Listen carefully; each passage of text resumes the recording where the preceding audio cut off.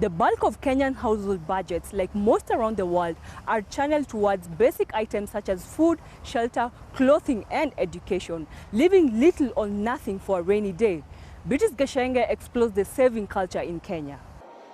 The bulk of Kenyan household budgets, like many other people around the world, is channeled towards basic needs: food, shelter, and education. More often than not, little or no funds are left for a rainy day. And with the widening gap between the poor and the rich, is there a savings culture at the bottom of the pyramid? But what we saw is that people were actually saving quite a bit. The average household, the median household, was saving about 40 days worth of their income, which is substantial. Not huge amounts, but that's big for them. So at the median, that was about 8,700 shillings. So when we have really low incomes, even when people are saving a lot, it's not necessarily a lot of money in the context of the banking system. So the median household was earning about 7,500 in a month. For many of us, that seems very, very small. The Kenya Financial Diary survey on how Kenya's poor save revealed the most favorable option for putting some money aside for a rainy day was through saving groups, better known as chamas. Banks have already caught up with the trend to lure these chamas to bank their funds in the formal system with tailor-made products. The microfinance institutions before, what were being called the deposit taking, are now been licensed to operate as banks. So customers have got much more choice today. There is risk, of course, because you don't want to put your money where you're not sure you'll get it. But I believe that the microfinance will bring in some competition as well in terms of the deposit we take. It takes about 15 years of paying school fees before one can attain college or university status in Kenya. And as such, education takes precedence with most budgets.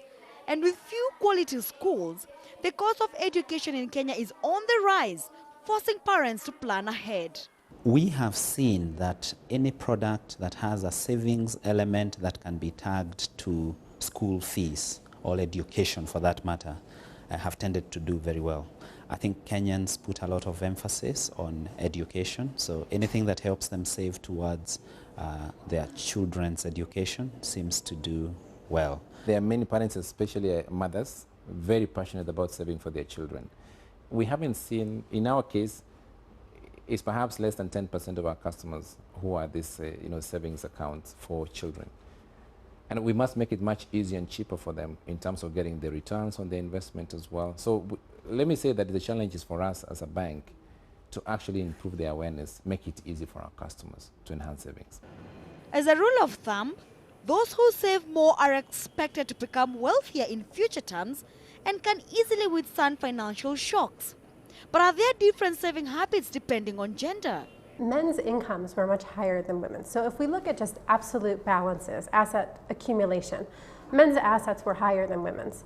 But if we make that a share of their income, women were saving more as a share of income than men.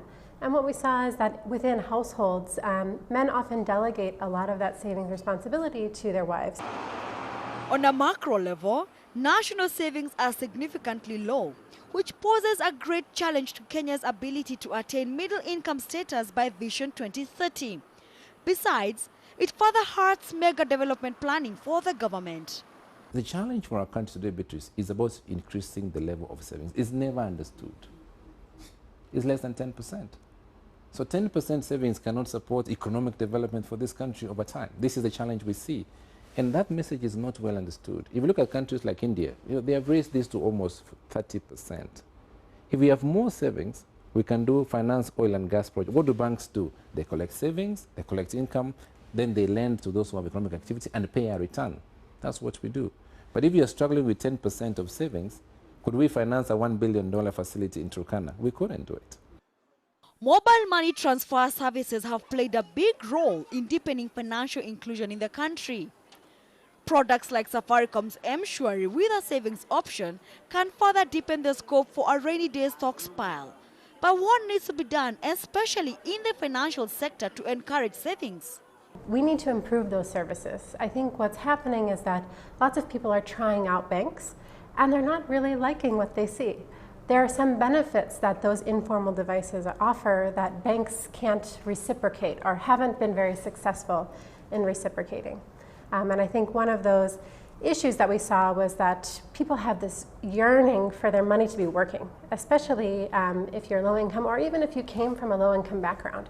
You want to advance. People have a very strong development ideology, and they want even their savings to be doing something right now, not just sitting around. And when they put money in the bank, it feels like it's sitting there.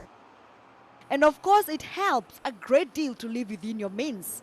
And in the words of former US President Benjamin Franklin, a penny saved is a penny earned.